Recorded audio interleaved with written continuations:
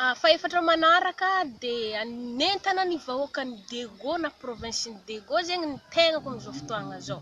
Satria hiarantsika mahita ny zavatra mahazo antsika agny, hiarantsika malala ny zavatra mahazo. Ke amin'izao fotoana zao za magnentana antsika mihitsy mba hiaraka hitsangana antsika anohatra ny Radionary Mampianina. Tsisy resaka hafa zegny aketo fa noho ny fanoherana Radionary Mampianina ihany no vaholagna antsika farany heto.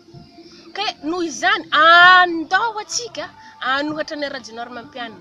Hitanay tamin'ny vaovao mahakasika an'igny rany Ambilobe, aferany Ambilobe mahakasika fitrandrany vahoaka madinika volamena igny nidiran'ny Sinoa. Ary tegna nandrandreo bulldozer mihitsy zay zavatra zay nangadindreo fa tsy mangady amin'ny tagnana tsony zay fa amin'ny alalan'ny tracte mihitsy nangadindreo ny volamena ny Sinoa fitrandrany malagasy madinika regny.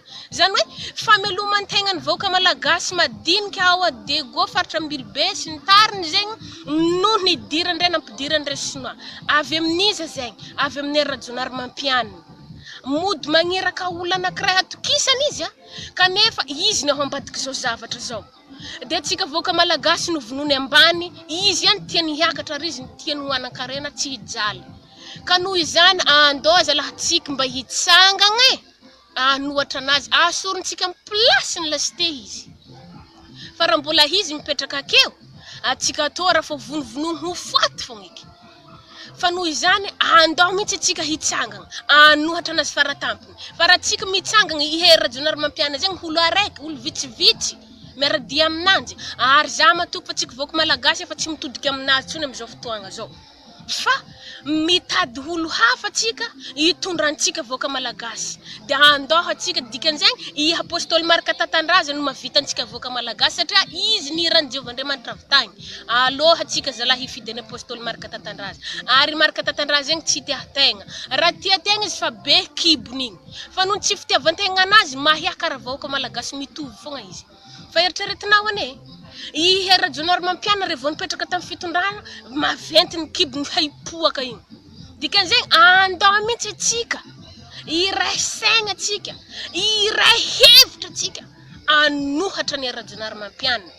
Zay mahatsapa tegna fa mijaly mitovy anamy teny zao re tompo. Andao atsika hitsangana anohatra ny Radionary Mampianina fa andao atsika hifidy olo ny ran'Andriamanitra, ny ran'i Jehovan-Andriamanitra eto amintsika, eto amin'ny firenentsika, amonjy antsika vahoaka malagasy. Nagnino ma tsy ny ran'i Jehovan-Andriamanitra nandeha nivelany Apôstôly Marc Tatandraza? Mba alefasintsika lavitra ny fandinina mahakasika an'izay zavatra zay. Fa naninona i Apôstôly Marc Tatandraza tsy nalefa any ivelany fa eto Madagasikara. Dikan'izany hitan'i Jehovan-Andriamanitra ny fijaliantsika vahoaka malagasy. Dia no naverigny eto Madagasikara Apôstôly Marc Tatandraza ary tegna nirany eto mihitsy. Vita ny mission eto, zay vo izy angamba raha handeha any ivelany.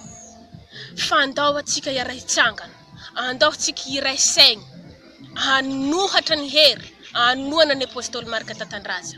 Hitsangana atsika, manentana anao za ray aman-dreny, anao fianakaviana, anao zoky, zay mahatsapa tegna fa voatsindry azolena mitovy anahy.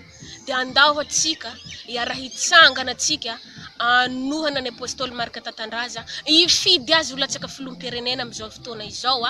Andao atsika iray saigna mihitsy fa izy koa atsika mitsangana tafaboaky Madagasikara.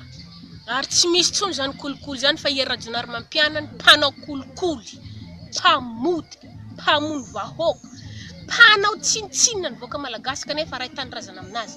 Ary izy koa mba malagasy, ary zay fitiavan-tegna zay mihitsy tsy tian'i Jehovan-Andriamanitra, dia andao atsika anongana anazy hatramin'ny farany.